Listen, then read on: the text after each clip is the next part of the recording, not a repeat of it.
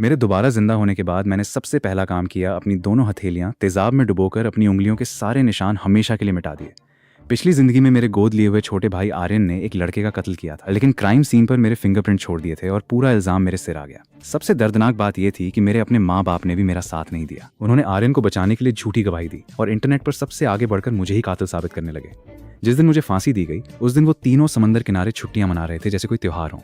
लेकिन इस बार किस्मत ने मुझे एक और मौका दिया। मैं ठीक उस वक्त वापस लौटा जब आर्यन कत्ल करने से सिर्फ 1 घंटा दूर था। इस बार मैं ऐसा सबूत छोड़ूंगा ही नहीं जिसे मेरे खिलाफ इस्तेमाल किया जा सके। मैं दुनिया के सबसे भीड़ भाड़ वाले चौक के बीचों बीच जाकर खड़ा हो गया। चारों तरफ हजारों लोग मुझे हैरानी और मजाक भरी नजरों से देख रहे थे। मैंने एक एक करके अपने कपड़े उतार दिए। कड़कड़ाती सर्दी में लगभग आधे बदन के साथ मैं सबके सामने नाचने लगा। हर तरफ कैमरे मेरी तरफ घूम गए। कुछ ही देर में लाखों लोगों की लाइव स्ट्रीम सिर्फ मुझे देखने लगी। मैंने मुस्कुराकर कहा, अब तक तो आपने डांस देखा है, अब असली शो देखिए। मैं तेजाब से अपने हाथ धोने वाला हूँ। इतना सुनते ही लाइव चैट फट पड़ी। लोग कहने लगे ये लड़का पागल हो गया है क्या। व्यूज के लिए कोई इतना भी नहीं गिरता भाई। जैसे ही मेरा आखिरी डांस खत्म हुआ वहां के सिक्योरिटी गार्ड आखिरकार मेरे पास पहुंच गए। उन्होंने मुझे तुरंत वहां से जाने को कहा और पुलिस बुलाने की धमकी दी। मैंने बिना घबराए अपना पहचान पत्र उनके ऊपर रख दिया। मेरा नाम अर्जुन चौधरी है। मेरे पिता चौधरी साहब देश के बड़े बिजनेसमैन हैं। मेरी माँ मशहूर बैले डांसर हैं और मेरा छोटा भाई आर्यन देश की सबसे बड़ी यूनिवर्सिटी का स्टार स्टूडेंट है। जिसे बुलाना है बुला लीजिए। इतना कहकर मैंने अपने पैरों के पास रखा तेजाब उठा लिया। गार्ड मुझे रोकने के लिए चिल्लाए लेकिन मैंने कोई जवाब नहीं दिया। मैंने तेजाब जमीन पर उड़ेल दिया और दोनों हथेलियां सीधे उसके ऊपर रख दी। तेजाब मेरी चमड़ी को पल भर में गलाने लगा। हवा में जली हुई चमड़ी जैसी बदबू फैल गई। दर्द इतना था कि पूरा शरीर कांपने लगा और ठंडे पसीने से भीग गया। लेकिन मेरे चेहरे पर अजीब सी राहत थी। भीड़ डरकर कई कदम पीछे हट चुकी थी। मैं सबसे पास खड़े एक लाइव स्ट्रीमर के कैमरे के सामने गया और अपने लहूलुहान हाथ सबको दिखाते हुए दांत भींचकर बोला, ध्यान से देख लो। 12 जनवरी शाम 5:30 बजे के बाद अर्जुन चौधरी के हाथों में अब कभी कोई फिंगरप्रिंट नहीं मिलेगा। पिछली जिंदगी में सिर्फ 3 घंटे बाद मेरा छोटा भाई आर्यन एक लड़के को छत से नीचे धक्का देकर मार देता है। वो पहले से ऐसे दस्ताने पहनता है जिन पर मेरे फिंगरप्रिंट बने होते हैं। फिर आसपास के सारे कैमरे भी नष्ट कर देता है। इसके बाद मेरे माँ बाप उसे बचाने के लिए झूठा अलिबाई देते हैं और मेरे खिलाफ नकली सबूत तैयार कर देते हैं। तीनों मिलकर मुझे ही कातिल बना देते हैं। लेकिन इस बार पूरी दुनिया मेरी गवाह है और मेरे हाथों के निशान हमेशा के लिए खत्म हो चुके हैं। मुझे जेल में आर्यन की वो नकली हमदर्दी याद आ गई। वो कह रहा था, भैया मेरे पास और कोई रास्ता नहीं था। मम्मी पापा मुझसे बहुत प्यार करते हैं। अगर मैं जेल चला जाता तो उनका दिल टूट जाता, इसलिए कुर्बानी तो आपको ही देनी पड़ी। उसकी ये बातें याद आते ही मैंने मन ही मन फैसला कर लिया, अगर उसे अपने पूरे परिवार के साथ रहना इतना पसंद है तो इस बार मैं उन तीनों को एक साथ जेल जरूर पहुंचाऊंगा। मैंने चुपचाप अपने हाथों में दस्ताने पहन लिए। पुलिस स्टेशन में पूछताछ चल ही रही थी कि अचानक किसी ने पीछे से मेरे बाल पकड़कर मुझे जमीन पर पटक दिया। इसके तुरंत बाद मेरे चेहरे पर 2 जोरदार थप्पड़ पड़े। सामने मेरे अपने माँ बाप खड़े थे। चौधरी साहब गुस्से से चीखते हुए बोले, नालायक, पूरे खानदान की इज्जत मिट्टी में मिला दी और ऊपर से लाइव में अपने भाई का नाम भी ले लिया। मेरी माँ की आंखों में आंसू थे लेकिन मेरे लिए उनमें सिर्फ नफरत थी। वो बोली, मुझे शर्म आती है कि तू मेरा बेटा है। अगर तेरी वजह से आर्यन को जरा सी भी तकलीफ हुई तो उसी वक्त तुझसे अपना रिश्ता खत्म कर दूंगी। ये सुनते ही मेरी आंखों से अपने आप आंसू निकल पड़े। मैंने बहुत पहले ही उनसे उम्मीद छोड़ दी थी। फिर भी दिल ऐसा दुख रहा था जैसे किसी ने सीने में छुरा घोंप दिया हो। 5 साल की उम्र तक मैं इस घर का लाडला बेटा था। लेकिन जिस दिन आर्यन इस घर में आया उसी दिन से मेरे लिए सब कुछ बदल गया। एक बार सिर्फ एक खिलौने को लेकर हमारी लड़ाई हुई थी तो चौधरी साहब ने मुझे रस्सी से लटकाकर बेरहमी से पिटवाया और अंधेरे तहखाने में बंद कर दिया। अगर घर का पुराना मैनेजर हर रात चोरी छिपे खाना न देता तो शायद मैं वहीं मर जाता। उस दिन के बाद मेरी पूरी जिंदगी आर्यन के साए में बीती।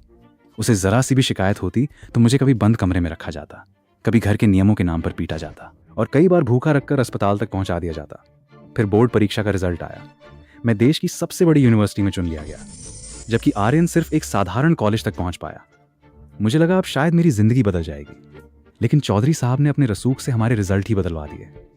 पूरे शहर में आर्यन की कामयाबी का जश्न 3 दिन तक चलता रहा और मेरी जेब से खर्चा तक छीन लिया गया। मजबूर होकर मुझे दिन रात छोटी छोटी नौकरियां करनी पड़ी। तभी फोन की घंटी बजी और मेरी यादें टूट गईं। माँ के फोन पर आर्यन का कॉल आ रहा था। जो औरत अभी तक मुझे जहर उगल रही थी वही पल भर में मुस्कुराने लगी। उसने बड़े प्यार से कहा, बोलो बेटा क्या हुआ। फोन पर कुछ सुनते ही उसके चेहरे का रंग बदल गया। उसने पिता को फोन पकड़ा दिया और खुद मेरे पास आकर मीठी आवाज में बोली, अर्जुन बेटा अभी जो हुआ उसे भूल जाओ। मम्मी पापा से गलती हो गई। चलो आज हम सब साथ में समंदर किनारे वाले होटल में खाना खाते हैं। तुम तो कब से कह रहे थे ना कि मम्मी के साथ वक्त बिताना है। मैं समझ गया, जाल फिर से बिछ चुका था।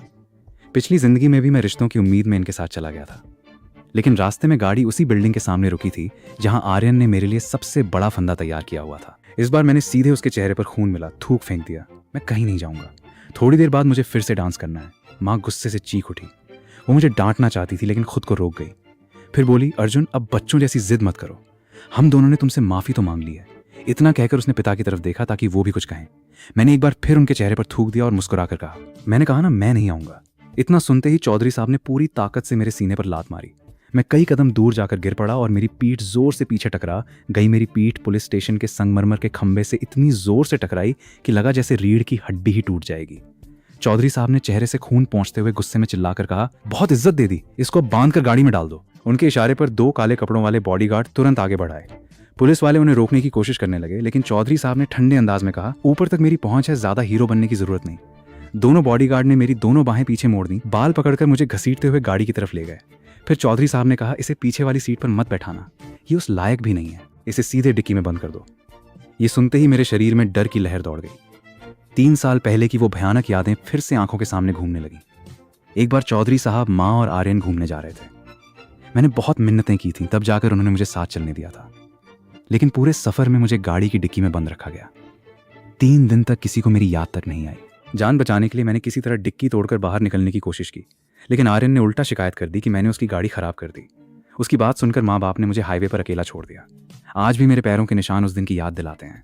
मैं पूरी ताकत से चिल्लाया, मुझे छोड़ दो, मैं डिक्की में नहीं जाऊंगा, लेकिन किसी ने मेरी एक नहीं सुनी। बॉडीगार्ड ने मेरी दोनों बाहें इतनी बेरहमी से मरोड़ी कि कंधे अपनी जगह से निकल गए। माँ ने नकली आंसू बहाते हुए कहा, मुझे भी ऐसा करना अच्छा नहीं लग रहा बेटा, और अगले ही पल उसने बिना झिझक डिक्की बंद कर दी। चारों तरफ फिर से घना अंधेरा छा गया। डर मेरे पूरे शरीर में ऐसे फैल गया जैसे कोई जहरीली बेल मुझे जकड़ रही हो। मेरी सांसें बेकाबू हो गईं और पूरा शरीर कांपने लगा, लेकिन मैंने खुद को संभाला। अगर अभी मैं टूट गया तो आर्यन को वही मौका मिल जाएगा जिसका उसे इंतजार है। मैंने अपने दांतों से जीभ को जोर से काट लिया। मुंह में खून का स्वाद फैल गया और दर्द ने मुझे होश में बनाए रखा। पता नहीं कितना वक्त बीत गया। फिर अचानक डिक्की खुली और तेज रोशनी मेरी आंखों पर पड़ी। सामने आर्यन हाथ बांधे खड़ा मुस्कुरा रहा था। वो नीचे झुककर बोला, भैया अपनी हालत देखो क्या बना ली है। अगले ही पल बॉडीगार्ड ने मुझे जमीन पर फेंक दिया। आर्यन ने मेरे हाथ पर अपना जूता रखकर धीरे धीरे उसे रौंदना शुरू कर दिया। फिर हंसते हुए बोला, अगर अभी तू मेरे किसी काम का न होता तो मैं तेरे जैसे कचरे के पास भी ना आता। उसने बॉडीगार्ड को आदेश दिया, इसके हाथ वापस जोड़ो और इसे यही कपड़े पहनाओ। मेरे विरोध करने के बावजूद उन्होंने जबरदस्ती मेरे कपड़े उतार दिए और वही कपड़े पहना दिए जो आर्यन कत्ल करते वक्त पहनने वाला था। आर्यन ने मेरे पेट पर जोरदार लात मारी और बोला, चुपचाप जो कहा जाए वही कर, मेरे लिए काम करना तेरी किस्मत है। फिर उसने मेरा कॉलर पकड़कर मुझे ऐसे घसीटा जैसे कोई कूड़े का थैला घसीट रहा हो। एक एक सीढ़ी पर मेरा शरीर टकराता रहा। कुल 128 सीढ़ियां चढ़ने के बाद मेरे पैरों पर जगह जगह गहरे घाव बन चुके थे। छत पर पहुंचकर उसने मुझे उसी जगह बैठा दिया जहां कुछ देर बाद वो उस लड़के को धक्का देने वाला था। अपने बाल ठीक करते हुए वो हंसकर बोला, ये गरीब लोग भी ना मरते वक्त भी कितनी मुसीबत छोड़ जाते हैं। अच्छा हुआ तू जैसा बलि का बकरा मिल गया। मैंने उसकी आंखों में देखते हुए कहा, आर्यन एक दिन तुझे अपने हर काम का पछतावा होगा। उसने मेरी बात पर ध्यान तक नहीं दिया। उसने मेरे बाल पकड़कर मेरा सिर पत्थर पर दे मारा और उसी वक्त पुलिस को फोन मिला दिया। फोन जुड़ते ही उसकी आवाज रोने जैसी हो गई। हेलो पुलिस, जल्दी आइए, मेरे बड़े भाई ने एक लड़के का कत्ल कर दिया है। कुछ देर बाद मैं हथकड़ी पहने पुलिस स्टेशन की बेंच पर बैठा था। बाल बिखरे हुए थे और शरीर पर चोटों के निशान साफ दिखाई दे रहे थे। मुझे लाए अभी सिर्फ 10 मिनट ही हुए थे कि एक अधेड़ आदमी दौड़कर आया और मेरे ऊपर टूट पड़ा। वो चीखते हुए बोला, तूने मेरे बेटे का क्या बिगाड़ा था? उसने तेरा क्या नुकसान किया था? तू इतना निर्दयी कैसे हो सकता है? वो मरने वाले लड़के के पिता थे। उनके साथ खड़े लोग भी गुस्से से मुझे घूर रहे थे। कुछ लोग तो मुझे वहीं पीट देना चाहते थे। सबके मुंह से सिर्फ एक ही बात निकल रही थी, इसका हिसाब इसकी जान से लिया जाएगा। उधर आर्यन और मेरे माँ बाप थोड़ी दूरी पर खड़े तमाशा देख रहे थे, लेकिन बीच बीच में आग में घी डालना नहीं भूल रहे थे। चौधरी साहब बोले, अर्जुन बचपन से ही ऐसा था। हमने इसे लाख समझाया लेकिन इसने कभी किसी की नहीं सुनी। माँ ने आर्यन की बाजू ऊपर की। उसकी गोरी त्वचा पर सिक्के जितना छोटा सा नीला निशान दिखाई दिया। वो ऐसे दिखा रही थी जैसे बहुत बड़ी चोट हो, जबकि मेरे पूरे शरीर पर उससे कहीं ज्यादा जख्म थे। मैं जोर से चिल्लाया, झूठ मत बोलो, उस लड़के को आर्यन ने धक्का दिया था। मैं सिर्फ तुम्हारा बनाया हुआ बलि का बकरा हूं। लेकिन आर्यन तुरंत बेचारे जैसा चेहरा बनाकर बोला, भैया आप मेरे ऊपर इतना बड़ा इल्जाम कैसे लगा सकते हैं? मैं और मम्मी पापा अपनी आंखों से आपको उस लड़के को धक्का देते हुए देख चुके हैं। अब कोई भी मेरी बात सुनने को तैयार नहीं था। सबकी नजरों में मैं सिर्फ एक खूंखार कातिल था। तभी भीड़ में किसी महिला ने मुझे पहचान लिया। अरे ये वही लड़का है जो कल चौक पर कपड़े उतार कर नाच रहा था। अब समझ आया ये सच में पागल है। उसने तुरंत फोन निकालकर मेरी लाइव वीडियो शुरू कर दी। कुछ ही सेकंड में लाखों लोग जुड़ गए। लाइव चैट में सिर्फ गालियां और नफरत भरी हुई थी। कोई कह रहा था अभी अभी चौधरी ग्रुप ने बयान जारी किया है कि उन्होंने अर्जुन से हमेशा के लिए रिश्ता तोड़ दिया। कोई बोला इसके पुराने स्कूल वाले भी सामने आ गए हैं और सब इसे बदमाश बता रहे हैं। दूसरा बोला इसके माँ बाप ने खुद माना है कि उन्होंने इसे अपनी आंखों से कत्ल करते देखा। ऐसे इंसान को जिंदा रहने का कोई हक नहीं। देखते ही देखते मेरी पुरानी जिंदगी वाला वही डरावना मंजर फिर से दोहराया जाने लगा। लोग मेरी पुरानी बातें खोदकर इंटरनेट पर फैलाने लगे। कुछ लोग तो सिर्फ मुझ पर सड़े अंडे और थूक फेंकने के लिए पुलिस स्टेशन तक पहुंच गए। एक पल के लिए मेरे मन में सवाल उठा, क्या इस बार भी मैं अपनी मौत नहीं बदल पाऊंगा? लेकिन अगले ही पल मैंने खुद को संभाल लिया। नहीं, इस बार मैं हार नहीं मानूंगा। मैंने अपनी सूज चुकी हथेली को पूरी ताकत से दबाया। यही मेरा आखिरी दांव था। मैंने पुलिस से कहा, मुझे जांच अधिकारी से मिलना है। पूछताछ वाले कमरे में तेज लाइटें सीधे मेरे चेहरे पर पड़ रही थीं। 2 पुलिस अफसर मेरे सामने बैठे थे। उनमें से एक ने पूछा, क्या तुम अपना जुर्म कबूल करना चाहते हो? मैंने बिना झिझक जवाब दिया, मैं कातिल नहीं हूं। बड़े अफसर ने मेरी आंखों में देखते हुए कहा, सारे सबूत तुम्हारे खिलाफ हैं। अगर अभी सच मान लोगे तो शायद सजा कम हो जाए। मैंने शांत आवाज में पूछा, क्या इस केस का सबसे बड़ा सबूत उस लड़के की पीठ पर मिले फिंगरप्रिंट हैं? मेरी बात सुनते ही दोनों अफसर चौंक गए। एक जवान अफसर तुरंत कुर्सी से उठ खड़ा हुआ और बोला, अगर तुम कातिल नहीं हो तो तुम्हें ये अंदर की जानकारी कैसे पता चली? वो जवान अफसर तुरंत अपनी कुर्सी से उठकर मेरे ऊपर सवालों की बरसात करने लगा, लेकिन मैंने उसकी तरफ देखा तक नहीं। मैंने धीरे से अपने हाथों के दस्ताने उतारने शुरू कर दिए। फिर मैंने शांत आवाज में कहा, अफसर साहब, मेरे फिंगरप्रिंट तो आज से 3 घंटे पहले ही हमेशा के लिए खत्म हो चुके हैं। अब बताइए मैं उस लड़के को कैसे मार सकता हूँ? जैसे ही दोनों अफसरों की नजर मेरी हथेलियों पर पड़ी, पूरा कमरा एकदम खामोश हो गया। मेरे दोनों हाथ बुरी तरह गल चुके थे। मांस बाहर तक दिखाई दे रहा था। जवान अफसर घबराकर एक कदम पीछे हट गया। यहां तक कि इतने अनुभवी जांच अधिकारी भी कुछ पल के लिए सन्न रह गए। उन्होंने हैरानी से पूछा, ये सब कैसे हुआ? तुम्हारे हाथों की ये हालत कब हुई? मैंने बिना हिचक जवाब दिया, आज शाम ठीक 5:30 बजे शहर के बीचों बीच मैंने खुद अपने हाथ तेजाब में डुबो दिए थे। उस वक्त लाखों लोग लाइव देख रहे थे। आप चाहें तो अभी उसी वक्त की लाइव रिकॉर्डिंग और वहां मौजूद लोगों की वीडियो निकलवा सकते हैं। तेजाब ने मेरी त्वचा की गहरी परत तक जला दी है। अब मेरे फिंगरप्रिंट कभी वापस नहीं आएंगे। मेरी बात सुनते ही पूरे केस की सबसे मजबूत कड़ी एक पल में टूट गई। पूछताछ वाला कमरा फिर से गहरी खामोशी में डूब गया। दोनों अफसर एक दूसरे का चेहरा देखने लगे। उनकी आंखों में साफ दिखाई दे रहा था कि मामला अब पूरी तरह बदल चुका है। जांच अधिकारी तुरंत खड़े हुए और बोले, फौरन सेंटर चौक की सारी लाइव वीडियो निकलवाओ, कत्ल के समय से उसका पूरा टाइम मिलाओ और फिंगरप्रिंट वाले सबूत की दोबारा जांच करवाओ। इतना कहकर वो फिर मेरी तरफ मुड़े। उनकी आवाज़ पहले से कहीं ज़्यादा गंभीर थी। अगर तुम्हारी बात सच निकली तो इसका मतलब बहुत बड़ा है। मैंने उनकी बात पूरी करते हुए कहा, इसका मतलब मेरे अपने माँ बाप और मेरा छोटा भाई झूठ बोल रहे हैं। उन्होंने झूठी गवाही दी है और असली कातिल उन्हीं तीनों में से एक है। इतने में दरवाजे पर दस्तक हुई। एक पुलिस अफसर अंदर आया और बोला, सर, बाहर चौधरी साहब, माँ और आर्यन अभी भी बैठे हैं। वो लगातार दबाव डाल रहे हैं कि अर्जुन को तुरंत दोषी घोषित किया जाए और कह रहे हैं कि पीड़ित परिवार को इंसाफ चाहिए। जांच अधिकारी ने तुरंत कहा, बहुत अच्छा, तीनों को अलग अलग पूछताछ वाले कमरों में बैठाओ। मेरी इजाजत के बिना कोई भी बाहर नहीं जाएगा। फिर उन्होंने मेरी तरफ देखकर कहा, तुमने जो कुछ बताया है उसकी तुरंत जांच होगी, लेकिन जब तक पूरी सच्चाई सामने नहीं आती तब तक तुम भी इस केस के अहम संदिग्ध रहोगे। तुम्हें जांच में पूरा सहयोग करना होगा। मैंने तुरंत कहा, मैं चाहता हूं कि मेरे शरीर पर मौजूद हर चोट का रिकॉर्ड बनाया जाए और मेरा इलाज भी शुरू किया जाए। उन्होंने बिना देर किए मेरी बात मान ली। उधर चौधरी परिवार के तीनों लोगों को अलग अलग कमरों में बैठा दिया गया। चौधरी साहब अब भी पूरे भरोसे से बोले, अफसर, सबूत साफ हैं। उस नालायक ने खुद भी मान लिया है। अब देर किस बात की? उसने हमारे खानदान की इज्जत मिट्टी में मिला दी। माँ ने भी दुखी बनने का नाटक करते हुए कहा, हमारी ही परवरिश में कमी रह गई, इसी वजह से उसने इतना बड़ा गुनाह किया। हम पीड़ित परिवार का हर नुकसान पूरा करेंगे। उधर आर्यन मासूम बनकर बोला, अफसर, मेरे भैया ठीक तो है ना? कहीं वो उल्टी सीधी बातें तो नहीं कर रहे? उनकी किसी बात पर भरोसा मत कीजिए। वो सिर्फ सजा से बचने की कोशिश कर रहे हैं। लेकिन हर कमरे में बैठे पुलिस वालों का जवाब सिर्फ एक ही था, कृपया इंतजार कीजिए और जांच में सहयोग दीजिए। समय धीरे धीरे गुजरता गया। अब माँ को भी महसूस होने लगा कि कुछ तो गड़बड़ है। वो गुस्से में बोली, ये क्या हो रहा है? हम गवाह हैं, अपराधी नहीं। आप हमें ऐसे रोक नहीं सकते। लेकिन सामने से फिर वही जवाब आया, कृपया धैर्य रखिए। इस बीच पुलिस ने बिजली की रफ्तार से जांच शुरू कर दी। सेंटर चौक की सारी लाइव वीडियो, लोगों की रिकॉर्डिंग और वहां मौजूद गवाहों के बयान इकट्ठा किए गए।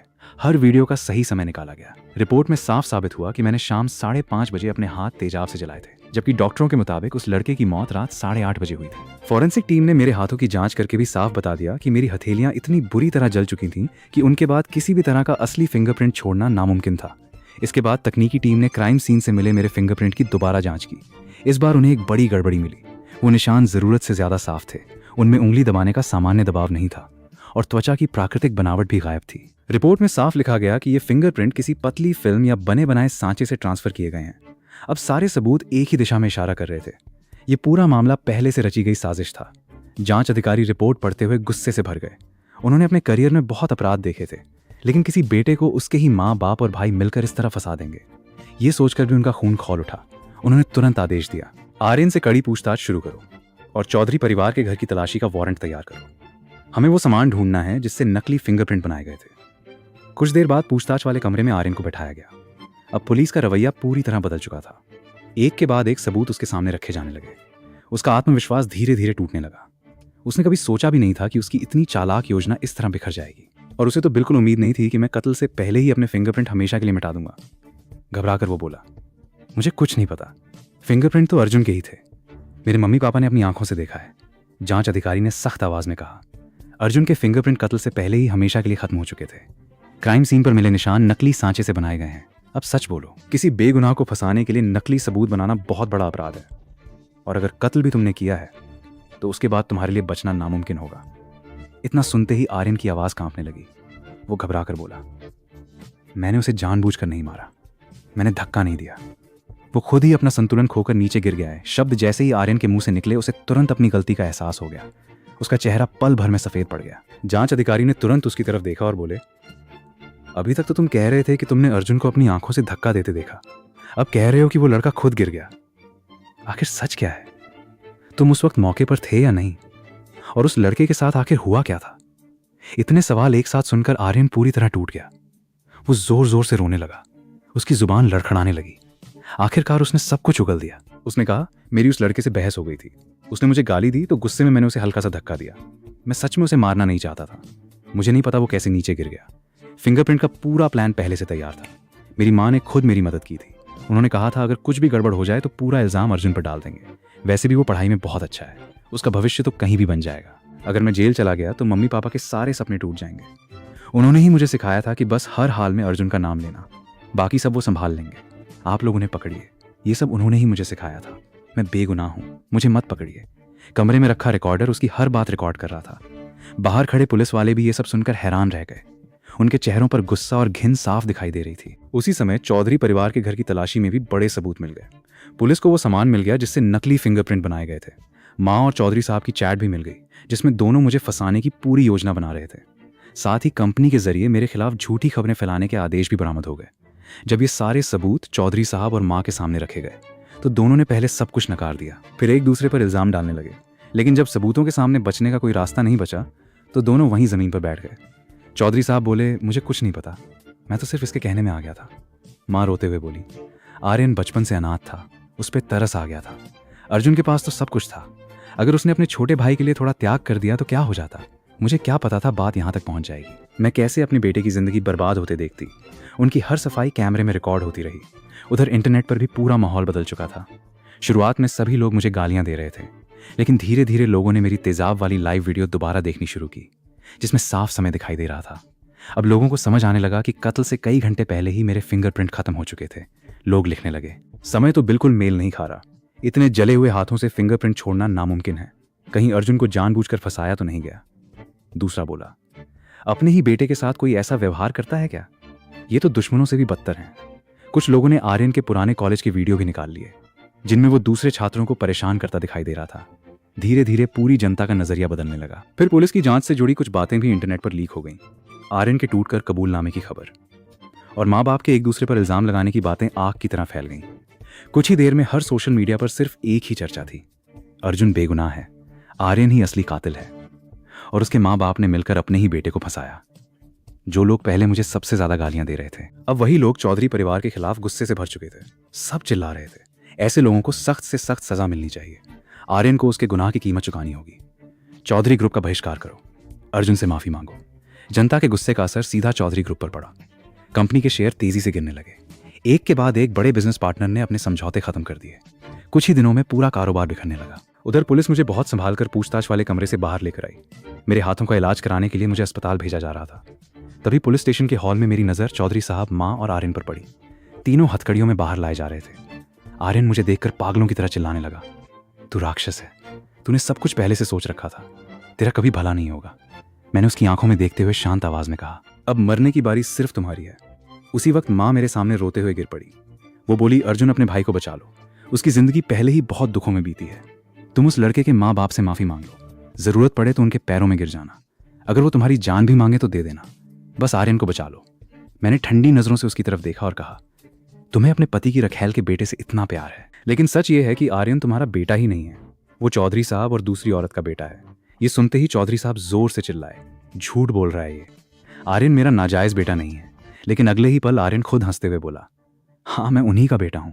तुमने 20 साल तक अपने पति के बेटे को पाल लिया और पूरी जिंदगी अपने असली बेटे से नफरत करती रही। तुमसे बड़ी बेवकूफ कोई नहीं। ये सुनते ही माँ बुरी तरह टूट गई। वो चौधरी साहब पर टूट पड़ी। फिर गुस्से में आर्यन के बाल पकड़कर उसका सिर जमीन पर मारने लगी। तीनों आपस में लड़ते रहे। जब सब शांत हुआ, मैं उनके पास झुककर धीरे से बोला, जानते हो मैंने पहले ही अपने फिंगरप्रिंट क्यों मिटा दिए थे? क्योंकि मैं अपनी पिछली जिंदगी का बदला लेने वापस लौटा हूं और तुम तीनों की बर्बादी ही मेरा मकसद था। मेरी बात सुनकर चौधरी साहब डर से मुझे देखते रह गए, जैसे पहली बार उन्हें अपने बेटे की असली ताकत समझ आई हो। माँ वहीं बैठकर फूट फूट कर रोने लगी, जबकि आर्यन अब भी मुझे गालियां देता रहा। लेकिन इस बार मैंने पीछे मुड़कर भी नहीं देखा। मैं सीधा पुलिस स्टेशन के बाहर निकल आया। बाहर सैकड़ों पत्रकार मेरा इंतजार कर रहे थे।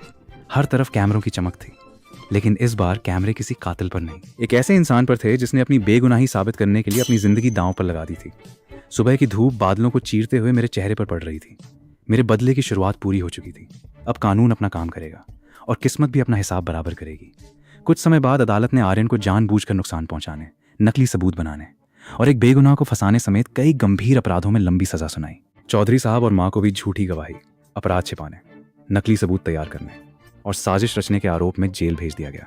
इसके अलावा चौधरी साहब पर कई बड़े आर्थिक अपराध भी साबित हुए। कुछ ही समय में चौधरी ग्रुप पूरी तरह बर्बाद हो गया।